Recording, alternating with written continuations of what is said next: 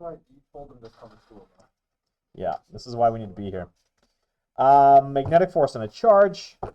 The one thing that because I started this and I forgot to record, the one thing is important to remember here, and we're going to talk about a bit, is that the current is opposite the flow of electrons, so that's going to impact how we use the right-hand rule. Flip the page. Should have been here. No, it's the same right-hand rule. It's the same right-hand rule. Okay? The previous right-hand rule said current, magnetic field, force. Yes? Current. But what is current if not the flow of a charge? You think back to what your circuits are. Current is the amount of charge passing a point in the wire per second, right? Charge per second.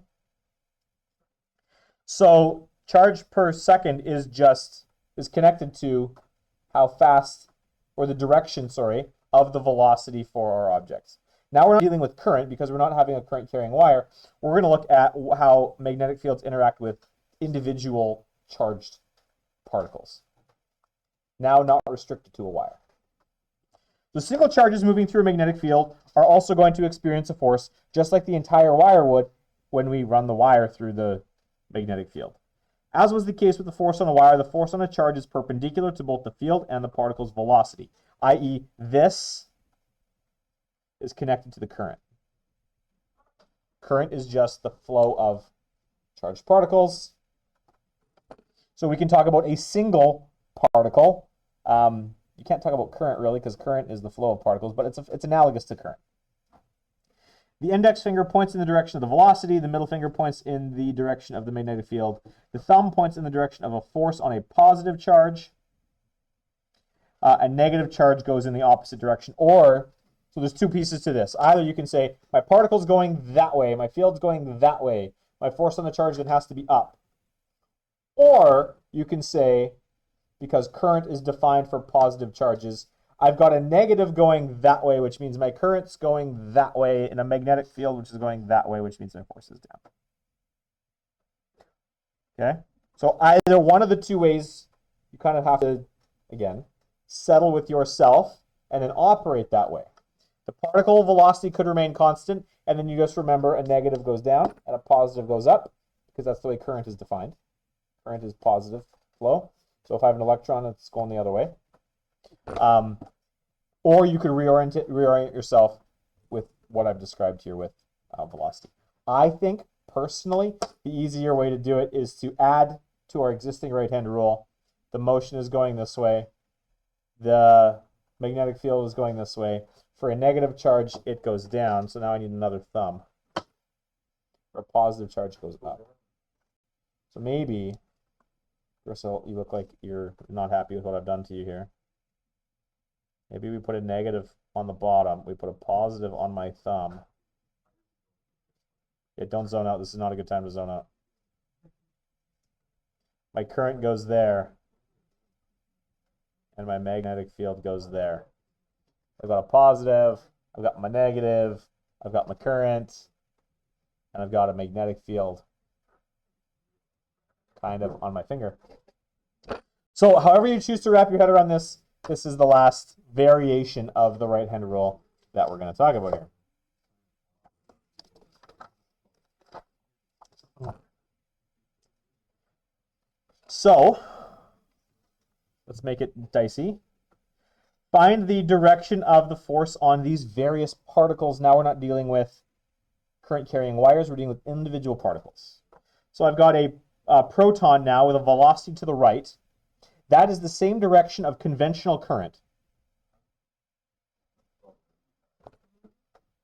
So what's the direction of the force given that my magnetic field is down the page? Force is into the page. Okay, next one. I've got a negative charge with the velocity to the right. So the current, if we were to think of it like a current, is going to the left.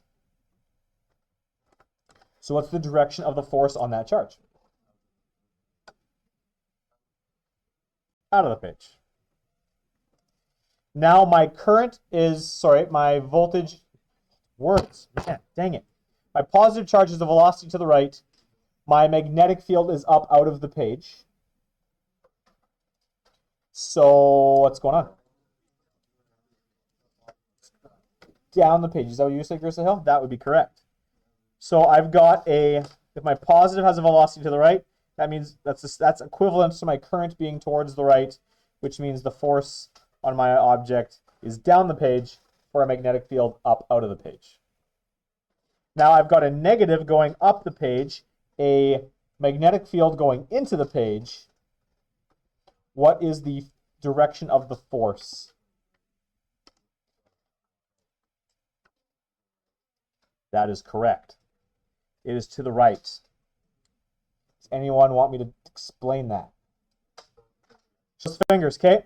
So if I've got a negative going up, that's the same as a positive going down. I've got current going into the page. So I need to twist my arm, look something like this, Carl. Magnetic field's going in, current's going that way, so my force has to go to the right. Or you could dislocate yourself that way too. Okay, next one. Positive charge to the left with a current going into, with a magnetic field into the page. Force is going down the page. Getting a little better at this. Anyone want that explained to them? You need to see the fingers? As always, please do stop me if necessary. So then the last one, I've got a positive charge. What the heck is going on here? Coming up out of the page. And I've got a magnetic field to the left.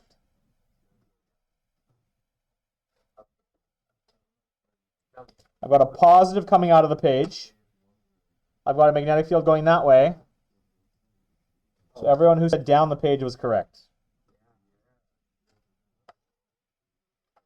Nice and easy. Flip the page.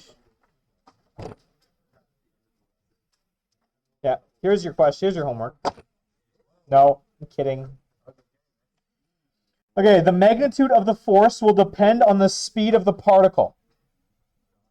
Since more speed is equivalent to a greater current. Okay, that is the connection here. It's also dependent on the strength of the field and on the size of the charge. Because again, the more charge you have at a greater velocity is equivalent to a larger current. So now instead of talking about current flowing where all of the particles have the same charge, we're now talking about what's going to happen to various charged objects as they fly through space.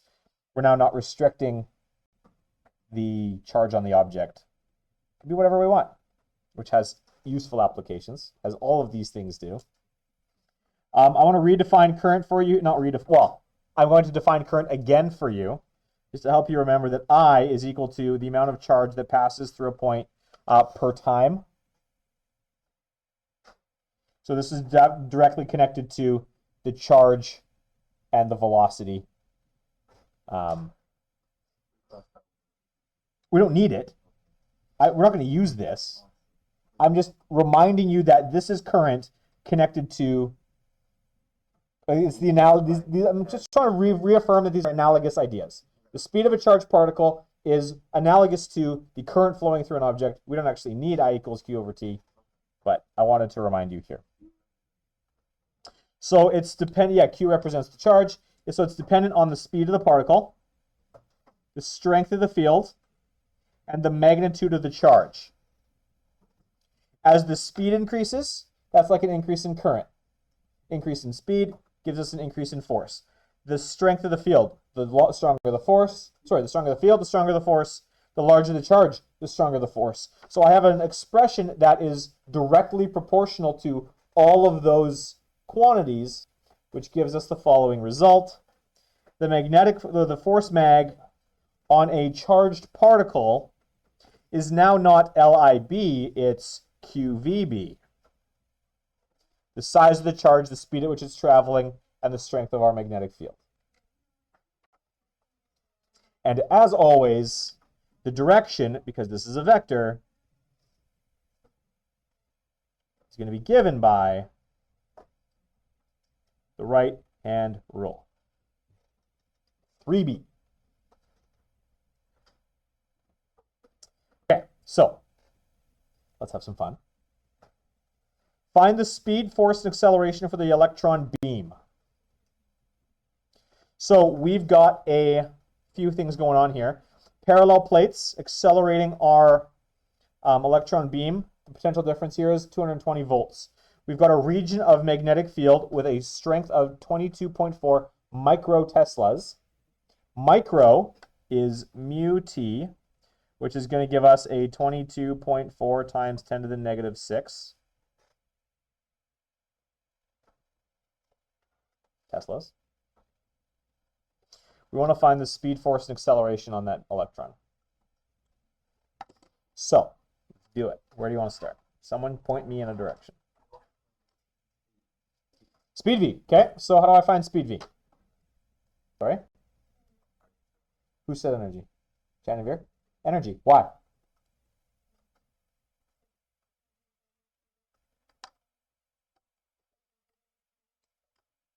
So I've got energy plus work perhaps done is equal to energy final. This is the easy way to figure this out. If I knew the distance between these plates, I could use a different set of formulas. I could use dynamics.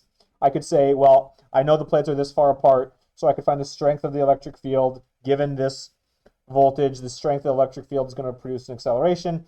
The acceleration is going to give us the speed using kinematics. But because I don't have this distance, I have to use energy, as Chanavir said. So how are we going to set this thing up? Energy requires us to label potential energy. Crystal, you mind grabbing that? Where are we labeling the voltages? Perfect. So at negative 220 here and 0 here, that's going to give us a potential energy. There is no work done. There's no outside force, and these things are too small to interact with the air. It's going to give us, if I've got a 0 voltage here, that's going to give us just kinetic energy. So if we look back, potential energy is equal to Q times V equals half m little v squared. These are electrons. With energy, we need to consider the positives and negative charges. It's going to be negative 1.6 times 10 to the negative 19. The voltage there was negative 220. That's going to equal 1/2. The mass of my electron is 9.11 times 10 to the negative 31 v squared. The velocity then of my electron beam is what?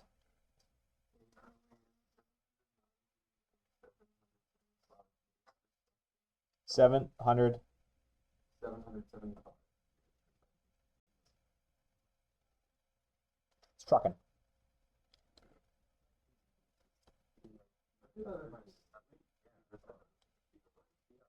It's what, sorry? The speed of light is 3 times 10 to the 8. And this is times 10 to the 6. Yeah, we're looking at like 2%, just over 2% speed of light. Yeah, just over 2%. Okay, so we've got the speed of our thing. Now we want to know the force on our electron beam as it enters this magnetic field. So we've got the force here is equal to QVB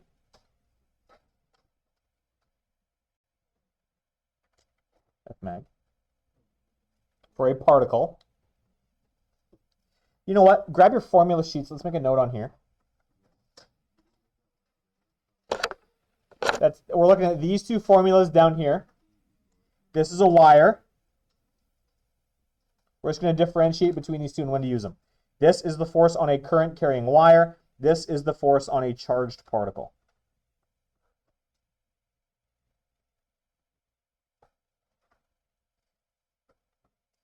Those of you calculus students, current is nothing but the sum of all of the velocities of all of the charged particles through a wire of a particular charge density. So if I'm just summing things up, calculus students, the connection here between these two equations is going to one day just be an integral. And you're not even in calculus, Joseph.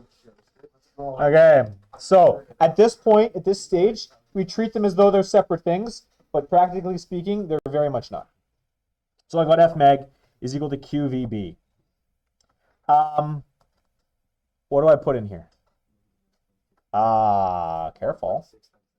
Do I or do I not use the negatives on the charges? Why not?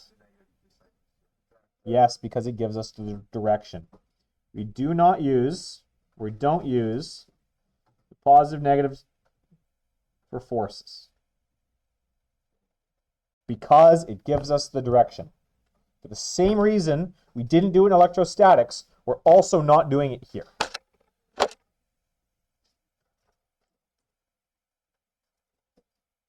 So our charge is just going to be 1.6 times 10 to the negative 19. The velocity of that particle is 8,790,775 meters per second. And the strength of my B field is 2.4 times 10 to the negative 6. 3.15 times 10 to the negative, it's not 11.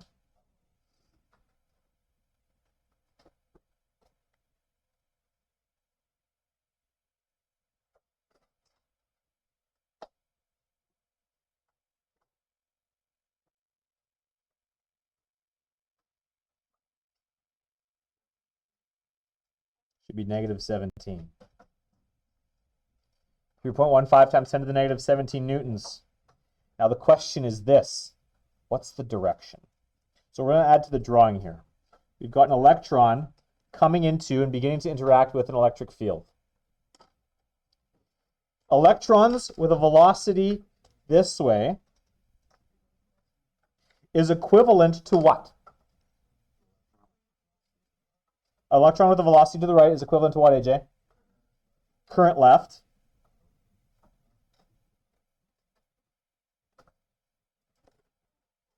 Okay. So if I've got a negative with to the right, that's a current to the left. So what's the direction of my force? Down. Because I've got current. The magnetic field is into the page, it says right there. So current, thumb goes down, so does the force, which is interesting.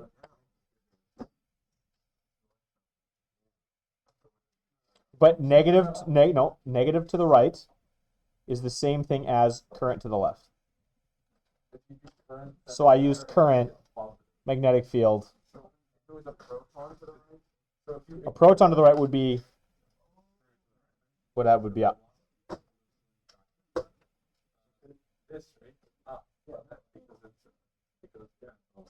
But if you use current, then you treat it like a Yeah. Depends on how you choose to think about it. Okay, let's ask the question then, just so I'm consistent. Are you guys more comfortable with flipping the direction for the current or using V and then recognizing that the bottom of your hand is for negatives? Hands up for the bottom of my hand is negative, and I'm just going to point in the direction of my particles. Hands up for I like to flip the direction of the current. Hands up if we're just freaking out about what's going on. Okay, I appreciate the honesty. Abigail, your hand was not up for any of that. Either one? Okay. So I'll try to alternate between the two. So equivalently, alternatively then, I could have my, this is how I would set it up. I'd have my particle with a velocity to the right, my magnetic field in, and the bottom of my hand, because the thing's negative, is the direction the force is acting in. So my force is down. What's that going to do to the path of my electron? It's going to curve it. Okay, well then here's a question for you. As the thing starts to curve, now it's going to start to have a velocity downwards. So what's the direction of the force when it's over here? I'm going to zoom this in so it's easier to see. What's the direction of my electron now? It's going to go to the, which is going to cause my electron to do what? Now we've got a particle in a magnetic field with a charge and a velocity experiencing uniform circular motion. All pieces are coming back together. We did torque, now we're doing circular motion. It's awesome. So there's a reason why we teach it in the order that we teach it in. What is the acceleration is the last piece. The acceleration is equal to our force divided by the mass on the object. So the force was 3.15 times 10 to the negative 17 newtons. The mass is 9.11 times 10 to the negative 31. This is going to give us something in the realm of 10 to the 13 or 10 to the 14. Because F equals ma. I just rearranged it. So what's the acceleration for our object? 3.46 times 10 to the 13 meters per second squared. It's a large acceleration.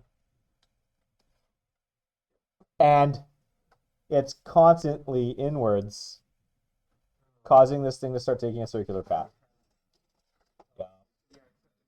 Yup. Let's go. Okay. So,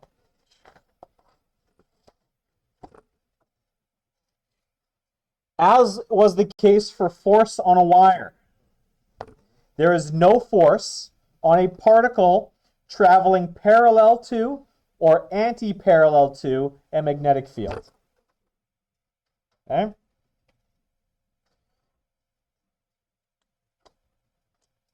No force if the particle is either parallel to or opposite to the magnetic field.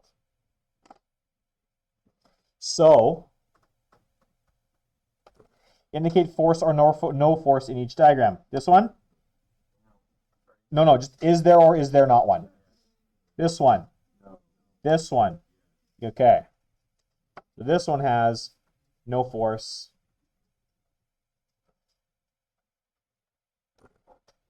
Because the velocity of our charged particle is parallel to, anti-parallel to, the B field.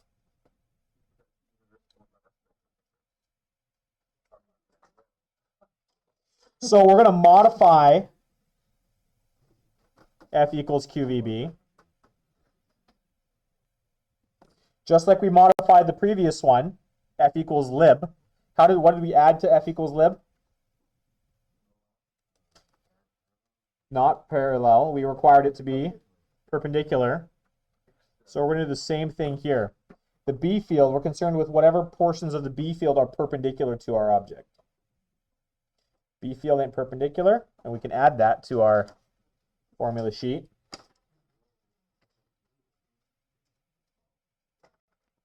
Oh, sorry, it's right down there. I just add a little perpendicular. Sorry?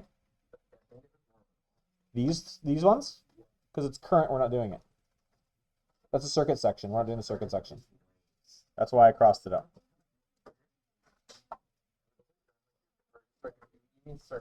Sorry, I mean circuits, not current. It's circuits. I put the symbol for perpendicular just beside the B. So, let's do it. Discuss the subsequent motion. We've already discussed it. The beauty here is this thing is going to experience uniform circular motion. With the V that way, the force is down. As it then starts to curve, we're going to draw it again. The V, I have a V that way, I've got a V this way. Every step along that path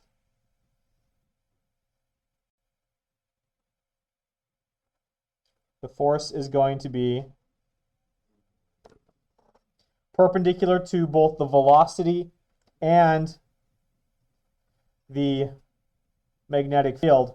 which is going to create for us, oh, that's really hard to see, guys, I'm sorry. I'll zoom that in so it's easier. It's going to create for us a path that is a circle. And the depth of the circle depends on the speed at which this electron is going in. If the circle is going really, really fast, the force is going to become really, really big, which means that circle is going to be really tight because that force inward is going to be large. So you could theoretically launch the electron in there, and then now it's just stuck going in a circle. Or if it's not quite so fast, it could drop out the bottom, and then you could turn it so it's going 90 degrees from where it was. Or you could find that happy middle ground so it goes woo and back out the ball, like exactly opposite the direction it came in. And all of that is dictated by the strength of the field, the amount of the charge, and how fast the charge is moving.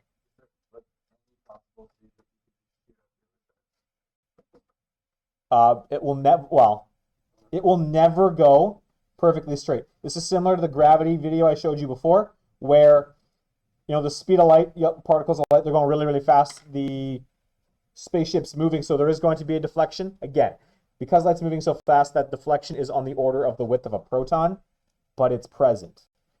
Mathematically, it exists. Practically, we can't see it, but it's verifiable. So, no, because there has to be a force on the charged object traveling through the magnetic field, there has to be some deflection.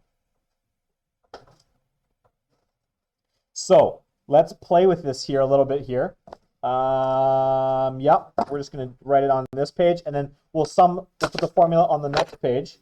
We have, for our object, going through uniform circular motion,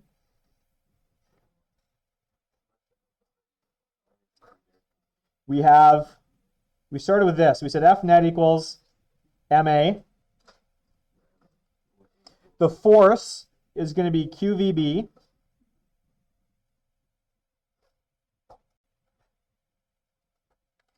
I'm going to bring back, and I'm going to write them over here, some of the values we found from the previous question. We had B equals, am I on the page still? Yes, I am. B equals 22.4 times 10 to the negative 6. We had our velocity we calculated was, I'm just going to give it to you in scientific notation, 8.7907 times 10 to the 6. That's Tesla's. This is meters per second. Our Q was negative 1.6 times 10 to the negative 19. Our mass is 9.11 times 10 to the negative 31. So that's all of our data from the previous page. Now that we can see that this is uniform circular motion, the question I could ask you is to find the radius of that path. We know this is traveling in a circle. We're uniform circular motion. So if this thing's traveling in uniform circular motion, what do we know about the acceleration? Acceleration is equal to v squared over r. So QVB is going to equal mv squared over r.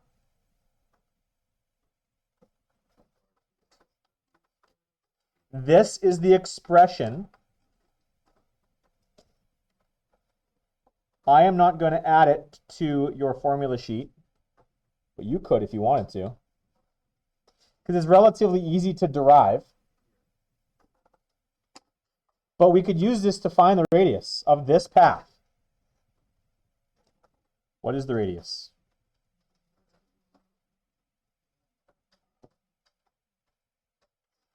Okay, so let's do it.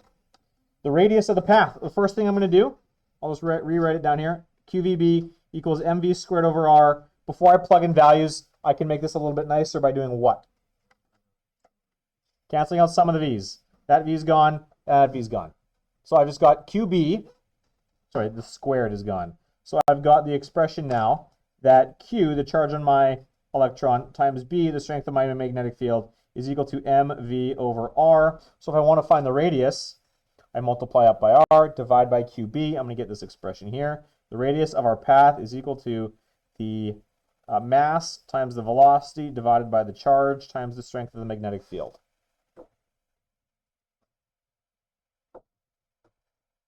So let's plug those values in there. 9.11 times 10 to the negative 31 is our mass. Velocity we found already, 8.7907 times 10 to the 6 meters per second. The charge, Q, is 1.6 times 10 to the negative 19. And what am I missing? B, 22.4 times 10 to the 0.4 times 10 to the negative 6 Teslas gives us a radius of what? How big is that path?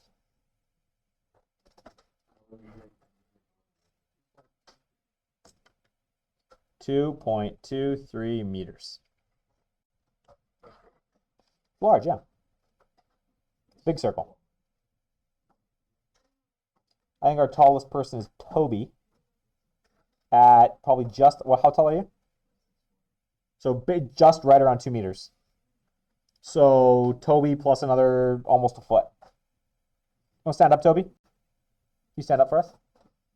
So if you're looking at the top of Toby's head, the radius of the path, if the electron's going in by his feet, it's coming out above that box above his head.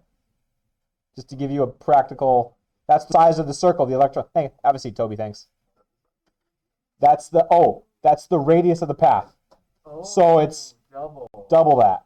Yeah, that's the radius of the path. It's going that fast. Yeah. But it's an electron, it's tiny. That's the radius of the path. Okay, big circle. Flip the page. So the expression we have that's going to go in here is this guy here. QV B equals mv squared over r. Cancel the V's and the expression.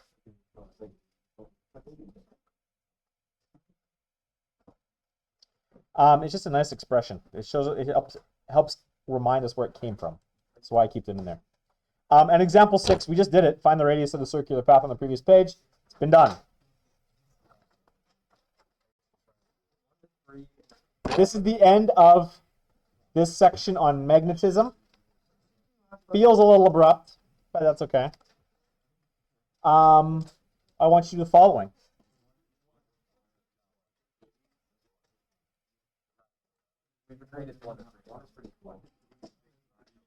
I want you to do, actually, hold on. Before I give you the homework, I want you to flip to lesson 6. We're not going to do lesson 6, but I want to talk about lesson 6. Hands up if you've ever watched any form of crime show.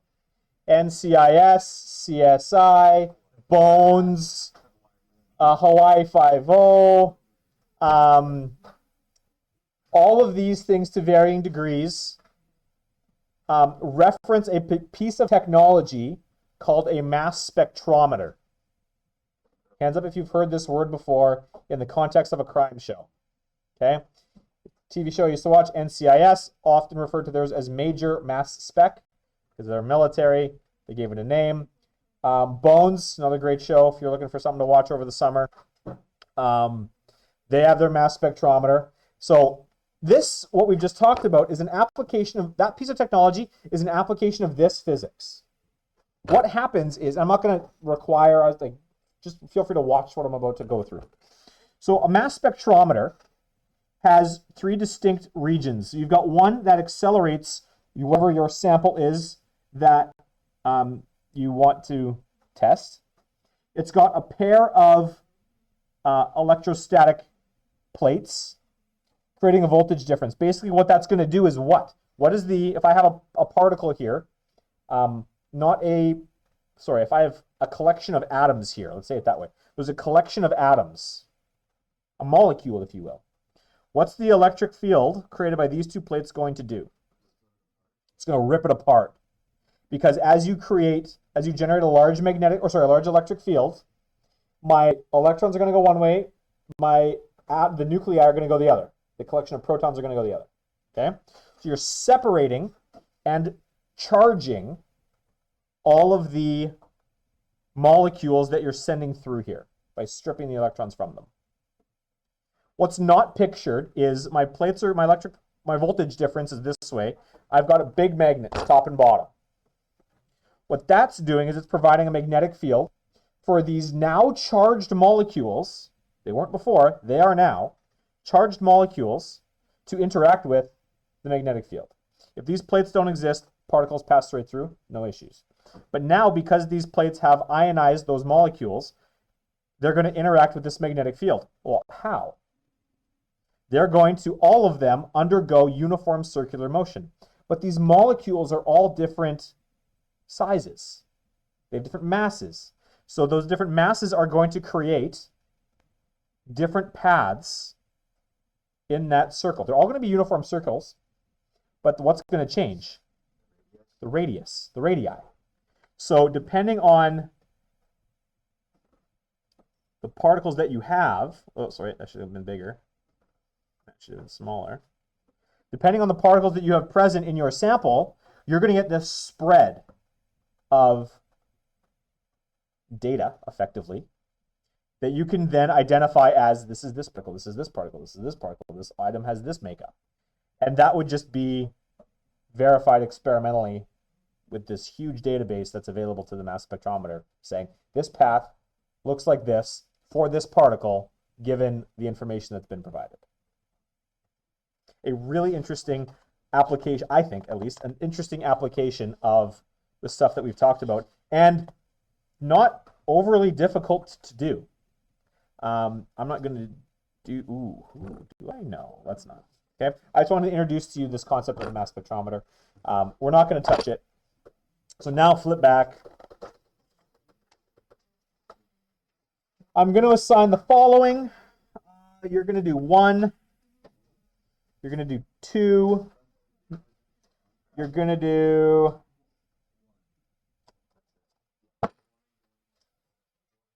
4. I like 4. 4 is a gooder.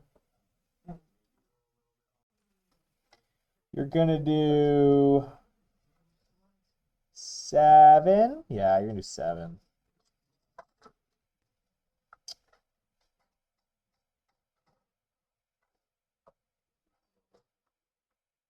And that's it. That's it. 1, 2, 4, and 7. The other piece to today, guys, there's 40 minutes left, 40 minutes left. This is the end of, we've now finished electrostatics, and I didn't give you a review for it. Now we finished magnetism, and I haven't given you a review for it. They are both available on the table by the door under the Saturn V rocket poster. So take a look at these 4 questions. After you've done these 4 questions, go get these reviews. That will be your homework for over the weekend to review these things. On Monday, I am going to at least introduce you to the concepts of induction. Tuesday, I will allow for us, the bulk of Tuesday will be review. Wednesday being your test on everything else, or yeah, everything, depending on which ones you're taking. Questions, comments, concerns? Monday, we will do a little bit of induction because it's an interesting application of this stuff, and I think it's quite useful. We'll just crash course it. But yeah, please do not forget today to grab those reviews at the back. They are both present.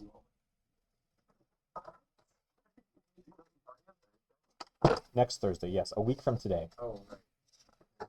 You may. A week from yesterday. Okay.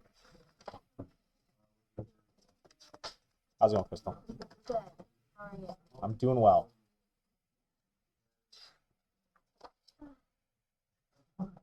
It's been by so fast. Yeah, all of a sudden June just sped up like crazy. Yeah, I'm just like, I thought May was so long, but See, for me, May flew in the first 2 weeks of June. We're like, oh, this is taking forever, but now all of a sudden it's almost over, and I can't have it. So much.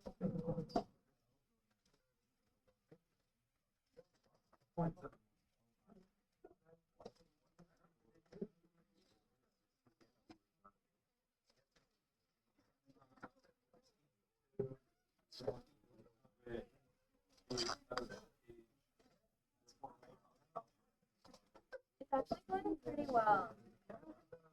Yeah, I'm on the final project. And I have a question. This project is really easy. But I feel like I'm doing it wrong.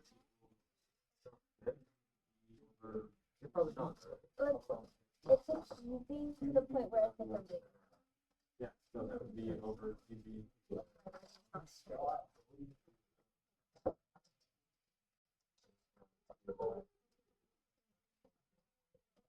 I'm sorry, guys. I'm going to add to your homework. I want you to jump ahead. The application of this, I want you to look at page 538. I want you to try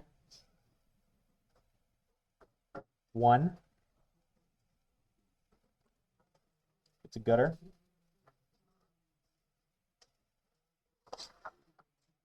And the chemistry here is so cool. I could just give you, you could tell me what the particle is. I could make some crazy questions, but I'm not going to. Just 538, number 1. I'm just adding one question. Page 538, number 1.